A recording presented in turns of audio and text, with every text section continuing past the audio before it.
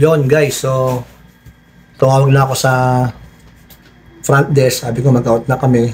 Kung kailangan namin ng trolley, sabi ko hindi na. Pagdating nga, hindi kami bibigyan ng trolley. Hindi. Ayun, ganito talaga saktuhan namin, bigan. Babalik kami dyan yan siguro before December. Gamit si Optimus natin si Domino. So overall, ang aming experience sa Baguio, 8.5/10. Why? Kasi yung unang araw namin, hindi namin nasunod yung aming itinerary na ginawa. Kasi nga, nag-uulan. Pero thank you Lord kasi second day, nagpakita yung haring araw. So, hindi kami nakapag-boat dun sa Burnham kasi nga, hindi na kaya ng oras namin kasi we need to go to the public market. Sa public market naman, ang daming pwedeng ipamili kaya lang, nakamotor lang kami. Siguro by December, pagbalik together with our minions, naka 4 wheels na, diretso na kami doon sa pasalubong center bago umuwi.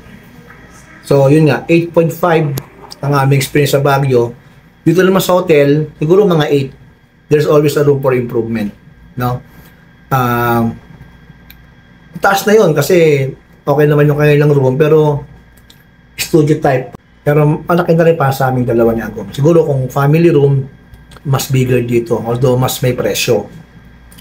Then, yung hinahanap namin na good taste, nasa likod lang pa rin ng Eurotel. Isa sa maganda sa Eurotel, guys, nasa gitna siya ng city. You turn left, papunta ka ng Burnham. Backdoor, good day, resto. Palibot niya, may mga bangko. Then, yun din, on the way to the Burnham Park, meron ng this is a walkable city ang Baguio. Walkable city siya. Kataas, puro overpass.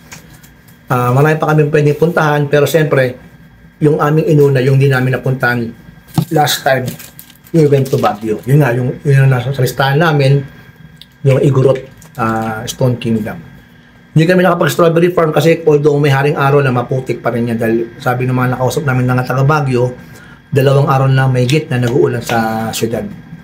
Pero we are still thankful kasi we arrived safe and pangalawang araw namin dito ay umaraw na. So kahit paano kami, nakapag-gala-gala. Tama ko bro, 8/10 tayo na sa Baguio. No? You know, nag-enjoy naman kahit paano. Sa Malaga, ng konti, relax din na. Ayaw ko pang umuwi. Ayaw pang umuwi. Kulang daw ang 2 araw.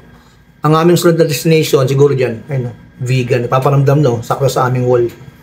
Galing na Vegan, galing na kami dyan, pero siyempre,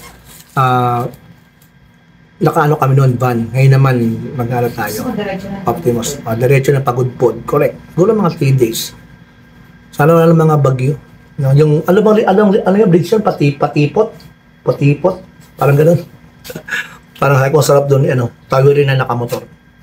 Marami pang mga nakaschedule na proposal ng Hounds, no? Yung windmill, dyan sa may Marilake, Pililya, merong Mindoro, kay Kuya Jerry, may Mindanao pa nga sana, no?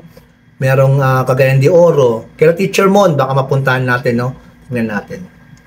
Basta lang tayo lagi, invitational ride, saka yung magsusumama, okay naman. Pero sana pag umuo, sana ikase, no? Kumbaga, ituloy natin kasi minsan bilang yan no? Sa rides, yung mga sa resort, siyempre, may konting budget na kailangan pag-ati-atian ng riders, no? Ganun. Kaya sana pag umuo na, ituloy na. Pero siyempre, kung emergency naman yan, naunawaan natin yan. Basta, masarap mag-rides. Therapy natin yan, no? All the riders know, no? Kung anong therapeutic na dulot ng pag-rides. So, sige guys, alas 12 na. Out na kami sa hotel. See you on our rides away and see you on my next vlogs. Bye-bye! Go, bye-bye na. Yun, no?